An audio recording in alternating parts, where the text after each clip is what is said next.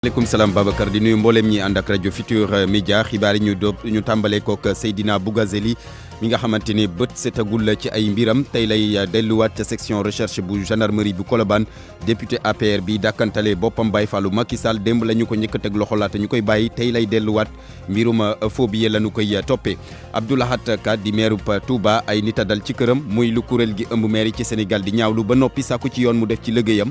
ci geneen wàll nag waa AMS jàpp ne TER bi ak autoroute Ila Touba bokk na ci projet yi tax nguur gi amatuli koppar musiba ca Malika Montagne ci banlieue bu Dakar ab soxna bu toll ci ñetti weeri ëmb la jëkkëram dóor ba mu ñàkk bakkanam togg nga reer déedéet togguma lii la ñu ne moo waral coow li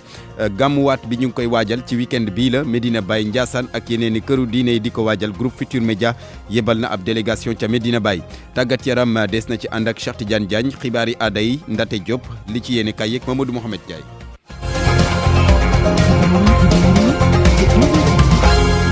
Barthélémy Ngom. Aliou Ba moo faree ci machine yi mbokk yi ñu ngi leen di nuyu rafetlu seen ànd ak rajo Futur Média xibaar yi ñu dooree kook musiba bi ca Malika Montagne nekk ci banlieue bu Dakar ci quartier bi ñuy wax Beau Fall foofu nag ab soxna bu toll ci ñetti weeru ëmb la jëkkëram dóor ba mu ñàkk bakkanam togg nga reer déedéet togguma lii la ñu ne moo waral coow li ndongo ka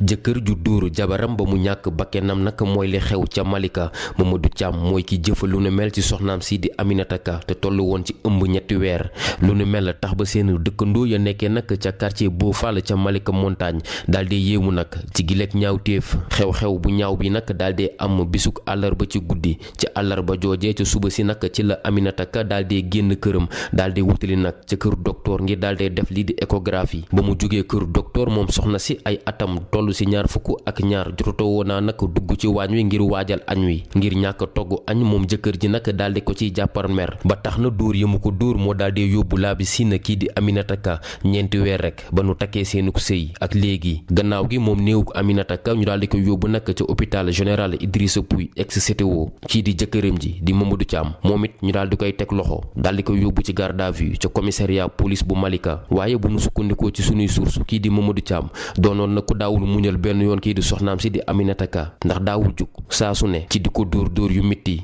Ndongo Ka Malika RFM. Ndongo Ka quartier Pikine nekk ci wetu digue bi de protection ba nekk ca Saint-Louis ab néew la nu fa fekk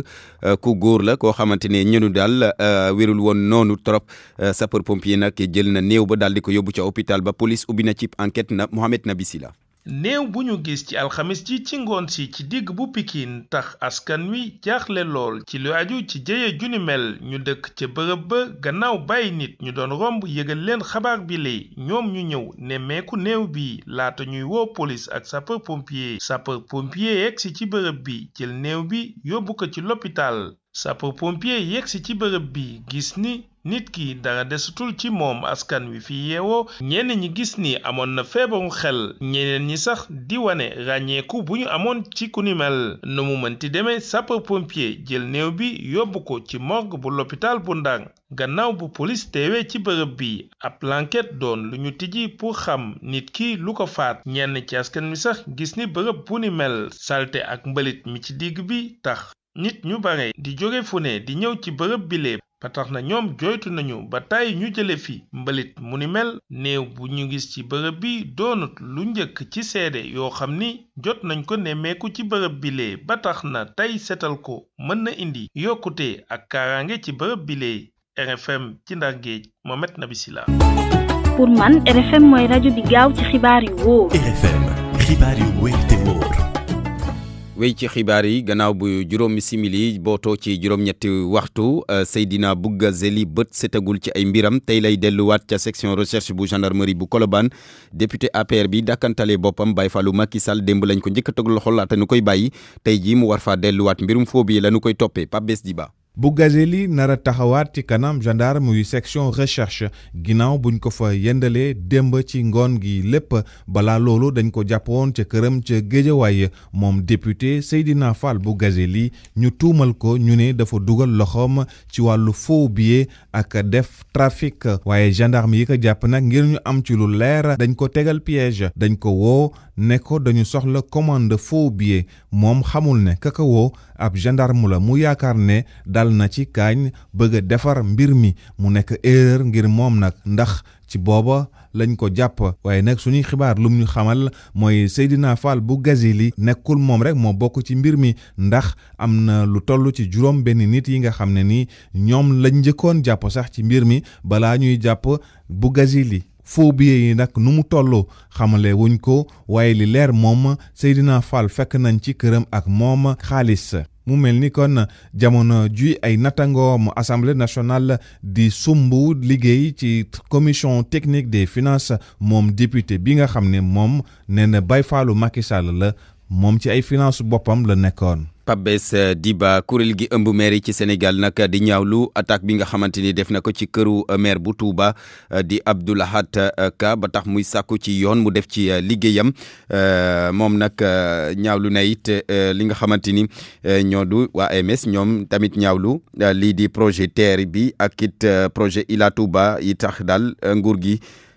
amatuli koppar ci seen i gët Marema Diop. association maire yu Sénégal di ñaawlu attaque bi nga xam ne def nañ ko ci kaw maire bu Touba Abdou Lahad Ka seen secrétaire général di Mbaye Dione di wax rek yoon mu def liggéeyam jëmale ci lu ni mel. ñun ñoo ngi koy naqarlu bu baax li ñu bëgg moom mooy mbir mi leer ñi ko def ak ñi leen yónni ñëpp lañ bëgg yoon teg leen loxo. ca ndaje moomee nga xam ne maire yu département bu Mbacké bépp ñu ngi fa woon ñoom itam ci seen wàll di ñaalu ñàkkum tàmbali bu phase 2 bu PUDC Aliou Sall di leen wax rek ni ñàkkum koppar moo waral lu ni mel. mais le problème mooy PUDC PNDL AGETIP ADM ñoom ñëpp daanaka seen programme yi en 2019 doxul faute de crédit. Deuxième phase PUDC bi ñuy wax ñu ngi koy wax di ko théoriser mais nekkagul parce que les crédits ne sont pas en place. ñiy def finance publique nag comprendre nañu ne dafa am ay projets yu mag yoo xam ne ñoom ñoo këf li ëpp solo ci xaalisu réew mi ci muy le train express régional muy Ila Touba bi muy yeneen projet yu mag yoo xam ne ressources yu ñu waroon def ci projet yu ndaw yi waaye yu am solo ci dund nit ñi yu ci bëri dañ ko détourné yóbbu ko ci projet yooyu. ca ndaje moomee sax Aliou Sall adduwaale ci wàllum politique jëmale ko ci défaite yi nga xam ne APR da koy amal fii ci Touba muy xamle rek ni lenn waralu ko lu dul ay stratégie yu bon yu APR di amal ci diwaan bi le. parce que ñun politique ñu Touba lu jóg rek dañuy jël Touba def ko lu spécial contrairement au Parti démocratique sénégalais. Marema Diop fii ci Touba RFM. Marema Diop ñu jàpp ne nag këru meeru Touba bile ñu ngi ko attaqué woon guddik altine jàpp talaata ak ay tir ay coup de feu ñu ne nag kii di benn marabu Mbàkke moo tiré arme boobule moom sax jot nañ ko déglu ca commissariat bu Touba waaye dafa weddi accusation yooyu la ko waral nag ñu ne am nañu ne daal mbirum marché yi ñeel tabax gi ñuy tabax université Touba ci la nga xamante ni marché ba ñu ngi ko jox Touba matériaux mu di entreprise boo xamante ni Abdou Lahad Ka moom moo ko jiite di maire Touba. ñi nga xamante ne nag dañuy jëlee ay accident ci dañuy faral di jëlee ay gaañu ci accident yi ministre de la justice am na lu mu ci wax nee na nag faw ñuy accélérer maanaam gën a baral tànk yi ci lu ñeel procès-verbaux constat yi nga xamante ni dañ koy faral di def bu dee accident am na mu di xibaar boo xamante ni moom garde des Sceaux wax na ko démb ci ab ndaje gu mu seqoon nag kuréel gi ëmb ñi nga xamante ni ñoom ñoo jëlee ay gaañu ci accident yi ñaari pàcc yi yëpp nag neenu dañu bëgg a sensibiliser maanaam gën a ñaax nit ñi ci forum sur la sécurité bi nga xamante ni ministère bi forum de la sur la sécurité routière bi nga xamante ni daan ko amal fukk ak juróom-ñaari fan ci weeru novembre ñu ànd ci Kamadou Sabar Ba. ay yéexte yu ñu nemmeeku ci li nga xam ne mooy délivrance procès-verbaux yi nga xam ne ñii di loru ci accident dañ koy soxla jëwriñ bi ñu dénk wàllum yoon di xam ne loolee dakk na maître El Hadj Malick Sall di ci teg ne dina ci def ay jéego yu am solo. naa taxaw te pour que loolu désormais bañ a am auprès des procureurs parce que foofu la ñu délivrer PV de constat yi nañu jéem a sax liggéey changer procédure bi changer loi yi pour que effectivement accidenté yi mën a jël seen PV directement à gendarmerie pour raccourcir yi pour simplifier procédure yi parce que lu simplifier procédure rek rek dafay dimbal accidenté bi loolu incha allah dinañ ci liggéey. jawriñ bi ñu dénk wàllum yoon di ñaawlu yenn accident yi nga xam ne moom la ñuy nemmeeku ci tali bi teg ci di woo ñi nga xam ne ñooy assureurs yi ñu gën a yombal lii di ndàmpaay yi nga xam ne ñii di loru ci accident dañ koy soxla. ñàkk laabante biir mooy koy provoqué yenn comportement yi warul ci jullit warul ci chrétien warul ci animiste nañu jóg ci lii pour mu yem fii parce que ce n'est pas normal dëkk bu mel na Sénégal ngay ñu am ne presque 6000 victimes amul ci beneen réew ci Afrique. président bu association bi ëmb ñi nga xam ne dañoo loru ci accident mi ngi rafetlu kàddu yi nga xam ne jëwriñ bi ñu dénk wàllum yoon jël na ko. benn forum bi nga xam dina régler question yooyu yëpp ba nga xam ne kii yëf yi dootul demati tribunal dañ koy attee nu mu gën a gaaw rek victime bi mën a am kii accompagner ko nag ak d'autres structures yi nga xam ne ci la façon comme ni ñu créé cabinet d'assurance yi accompagner ko d'autres structures yoo xam ne bu demandé agrément monsieur le ministre pour créer benn structure moom mën na def lettre de garantie. bi li association nag di xam ne dina wëyal di ñaax askan wi ngir lii di prise en charge ñi nga xam ne ñoo mës a loru ci accident gën a yomb. Amadou Sabar Ba dem ca Casamance ak programme bi nga xamante ni soobu nañu ci ngir dindi ndell yi nga xamante ni ñoo nekk ci yenn zone ya ca département bu Goudomp centre national d'action anti-mine bu Sénégal nee na am na ay zones yu bëri yoo nga xamante ni recensé nañ leen ay te ña fa nekkoon dañoo sax daal di bandone dem seen yoon ndax mënatuñu dëkkee ak mine yooyu le am na ay mission prospection yu ñu war a def su ko defee ndell yooyu ñu muñ leen dindi te nit ñi mën a dellu si nekk ci kaaraange am na ab ndaje gi ñu ci doon amal fële ci Pakaaw ñu ànd seek Max Clid Kamfani. bëri nañu ay góor ñu jàpp ni dañoo amee miin ci diwaanu Sédhiou rawatina ci département bu Goudomp bi nga xamante ne am nañu bëri ñu daw bàyyi seen i gox te li ko waral di conflit bu ñu nemeekoon ci bët saalum réew mi dellu si bu teel dalu lakk yooyu dafay bëri ay gàllankoor faaw ñu amal déménage gox-goxaat yépp ngir askan wooyu mën a dellu si liggéey boobu sax waa centre national d'action anti-mine bu Sénégal CNAMS ñi ngi koy waajal bu baax colonel Barham Thiam directeur CNAMS. mine moom xamul paix xamul leneen population bi nga xam ne ñi ay attaques nii ay fanweeri at jëm kaw ñu ngi génn seen dëkk bàyyi seen tool bàyyi seen yëpp ñooñu jot na pour ñu delluwaat seen dëkk li ñu bëggoon mooy lu rëq-rëq yi métti ñëpp d'accord ci ne ñooñu war nañ leen a gunge ñu dellu seen dëkk gunge boobu nag côté déminage bi moo ci ëpp solo ci sama gis-gis man mais dafa di lu nga xam ne lii li yàq dafa bari léegi nag fekkee ne rëq-rëq yooyu mën nañ ko teg fële bàyyi ba équipe bi mën a ñëw ñu daal di fobeere nettoyer defar ba mu rafet population yi doogu ñu buñ ko deful population bi dañ am tendance ne xaaral ñu forcer rek yàlla baax na daal di dem buñ demee miin moom du xam loolu. ab liggéey déminage boobu naam sa bëri na ay jafe-jafe ñu doon jànkonteel ci terrain bi waaye mën nañ jàpp ni taxawuloon benn yoon di kaddu directeur CNAMS. rëq-rëq yi du fi jeex parce que buñ fàtte ne crise du Casamance bi fayul complètement donc du ñàkk ñu nga xam ne ñi xëy na seen xalaat jëmul ci loolu mais loolu taxul ñu découragé ñun dañ ne dañ waxtaan ak ñëpp bañ a bàyyi kenn képp nga xam ne ki am nga ci kaddu mooy tax ba yow nga weddi ne déminage war nañ ko mën a continuer ñu wax. ci noonu sax colonel Barham Thiam di xamal ni processus déminage humanitaire boobu dañ ko war a oyofal laata ñi nemeekuwaat yeneen ñu ci amee ay gàllankoor lu weesu ñun ci jot a nemeeku Sédhiou Max Euclide Kamfani RFM. campagne yu njaayum gerte gi ci atum ren ji Sonacos ne noppi na ngir lépp lu wàllum collecte bi daal mu tàmbali ko donte sax nguur gi nee na dafay supprimer subvention gi bu ñu sukkandikoo ci kàddu yi njiit la moom Modou Diagne Fada nee na dogal googu nguur gi jël nag du càggeen ne dafay exposer producteurs yi ndaxte gerte moom ku ne xam na ne dañ ko soxla ci marché bi ñu teewlu ko Modou Diagne Fada njiital Sonacos moo nekkoon ganuk RFM Soir démb. Sonacos jekk na jëndee 210 par exemple bu fekkee ne loolu mooy njëg gi nga xam ne moom la gouvernement bi taxawal parce que dañuy ba léegi xamaguñu njëg gi officiellement mais bu fekkee ne 210 le gouvernement bi taxaw Sonacos jekk na moom pour jënd gerte baykat yi ci prix boobu. sans subvention. parce que ñun Sonacos bokkuñu ak ñeneen ñi ñun dañu am mission service public yaa ngi dégg dañu am aussi quelque part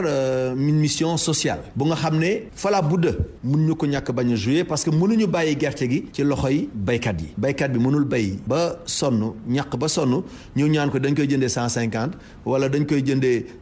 wala duñ ko jënd loolu mënul nekk te Sonacos nekk dox diggante paysans yi ak état bi nekk tamit société bu nga xam ne ci waawu état bi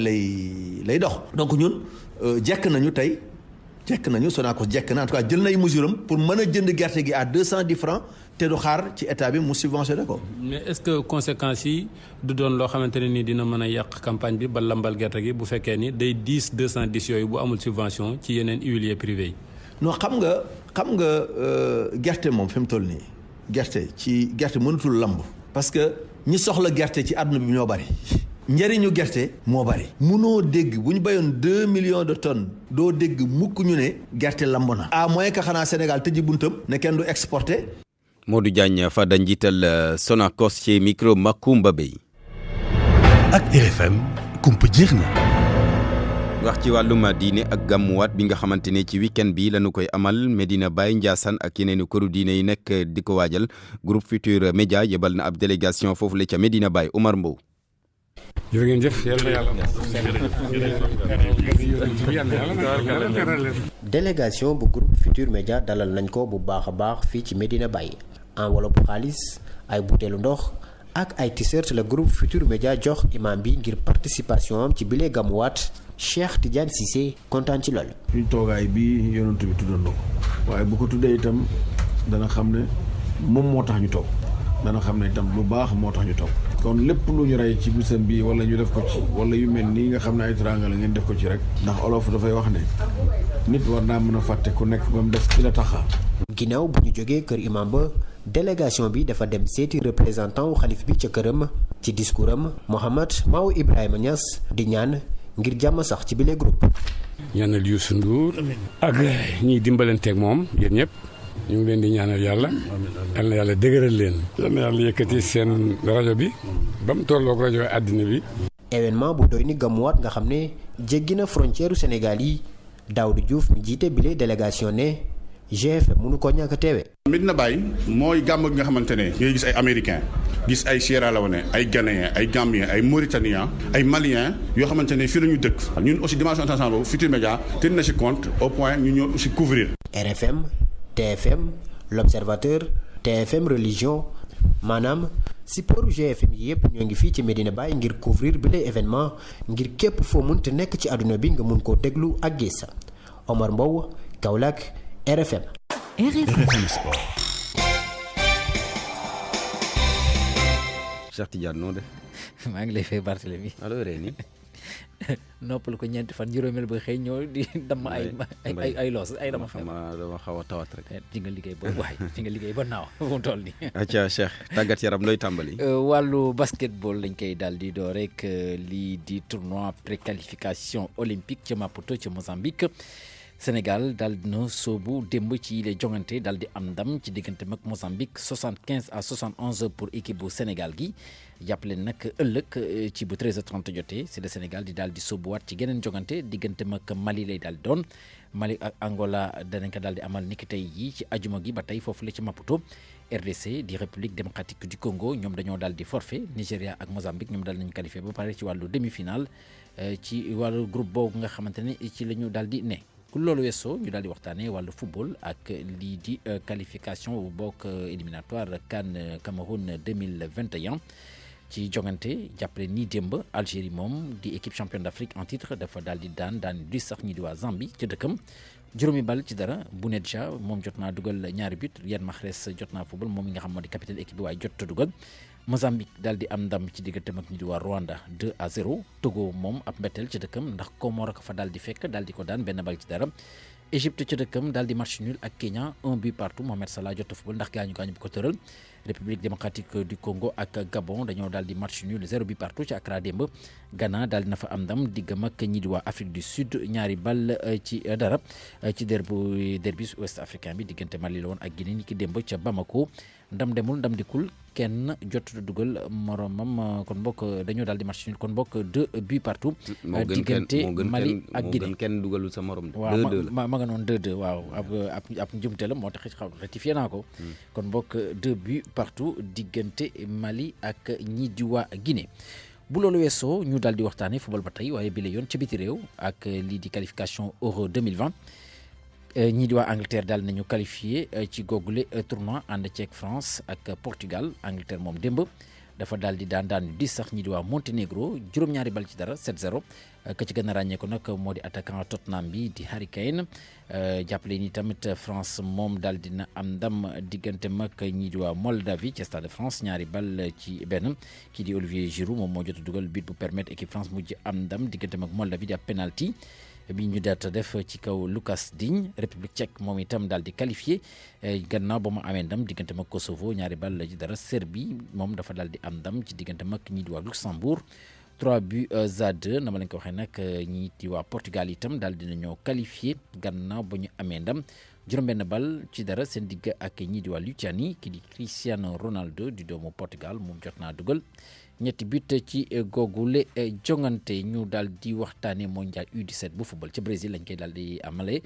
jàppale nag Brésil mi ko organisé moom daal di nag qualifié final dana jongante ak ñi di waa Mexique la ko war nag moo di démb ci demi-finale bu mujj seen diggante ak France.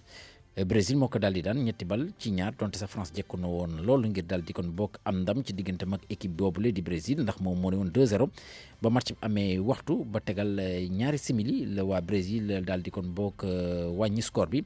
laata nag muy jeex si la ñu jot a dugal kon bokk ñaari but yu la mujj permettre kon bokk ñu mujj am ndam 3-2 seen diggante ak équipe bu France googule. ñu daal dellu suñu réew waxtaanee tour cycliste bu Sénégal lii di 4e étape bi daal nañ ko amal niki démb di ab circuit fermé doomu Allemagne bi di Kele Hermann moom moo ko daal di gañawaat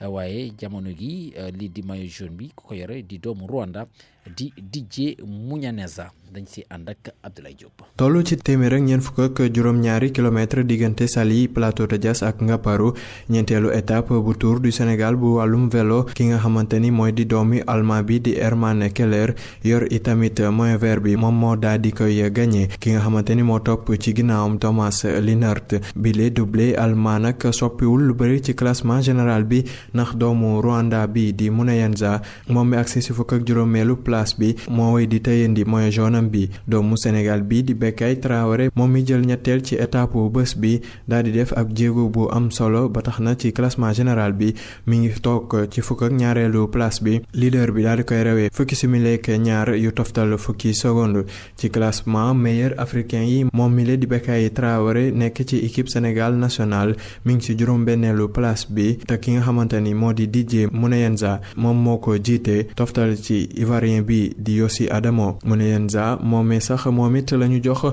ndaw bu gën a xarañ ci tour bi ki nga xamante ni moo topp ci ginnaaw mooy doomu Slovaquie bi di Kubis Luka ay tam toll ci 20 fukki at niki aljuma gi 23 coureur yi dinañu def lu tolloog téeméer ak juróom-ñett fukk ak ñaari kilomètre diggante Thiès ak Ndar Géej jëm ci juróomeelu étape bu fukk ak juróom-ñetteelu édition bu Tour du Sénégal Thiès ci yoonu Tour du Sénégal bi Abdoulaye Diop ngir rajo Futur Média. Abdoulaye Diop jërëjëf ñu daal di waxtaanee wàllum pétanque ak lii di 2e édition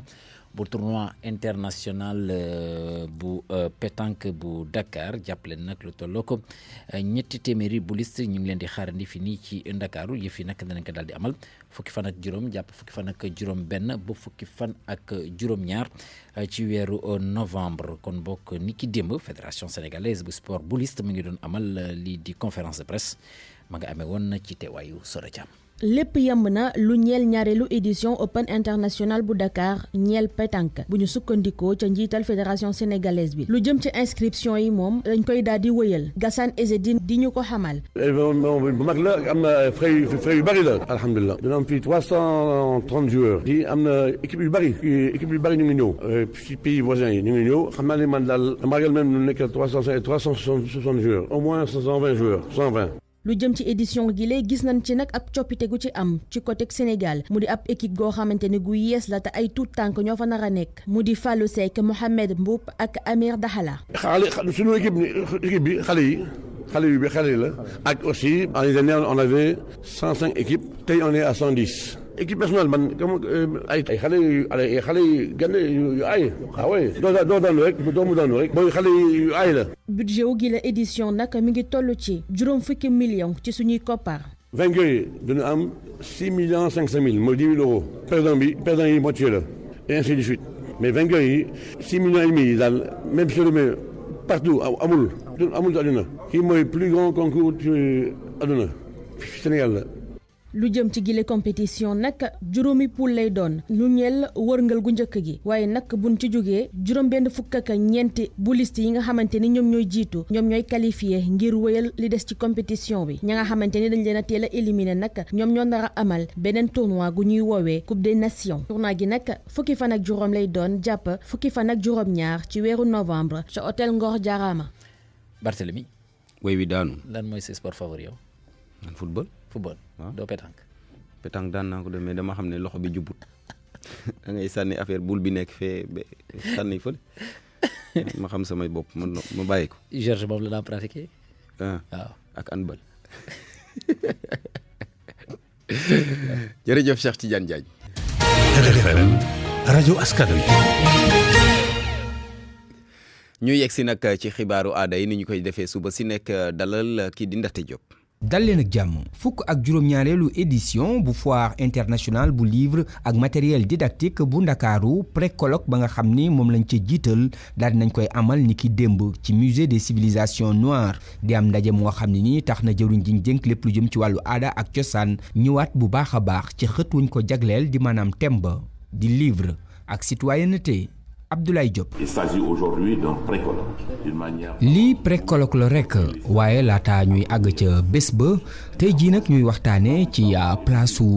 xam-xam ak wàllug téere mu nekk place boo xam ne ni dafa am solo bu baax a baax ci suñu société yi ndax lii di téere nekk na loo xam ne ni day suuxat am xel di defar suñu nekkin ndax mën na tax ñuy ràññee li baax ak li rafet. kon wàllum mbind dafa nekk lu am solo ci suñu biir nekkin. Par sa pensée et par les sens connectés sur le champ fécond de la citoyenneté. ci pré-colloque boobu daal dinañ fay sargal ay militantes ak ay militants yu bay waar wu rëy ci wàllug aada ak cosaan ci réew mi Fatou Kiné Sène journaliste nekk ci APS di agence de presse sénégalaise ca la bokkoon. delloo njukkal presse sénégalaise bi yëpp peut-être tey man la ñu njukkal Fatou Kiné Sène bu journaliste à l'agence de presse sénégalaise wante damay ne depuis le début biñ ma ko waxee que lii njukkal bi presse culturelle bi yëpp ko moom association de la presse culturelle du Sénégal parce que ñun ñëpp ñoo bokk liggéey bi ku nekk gis nga li ñuy daj ci terrain bi journaliste de manière générale en tout cas toute la corporation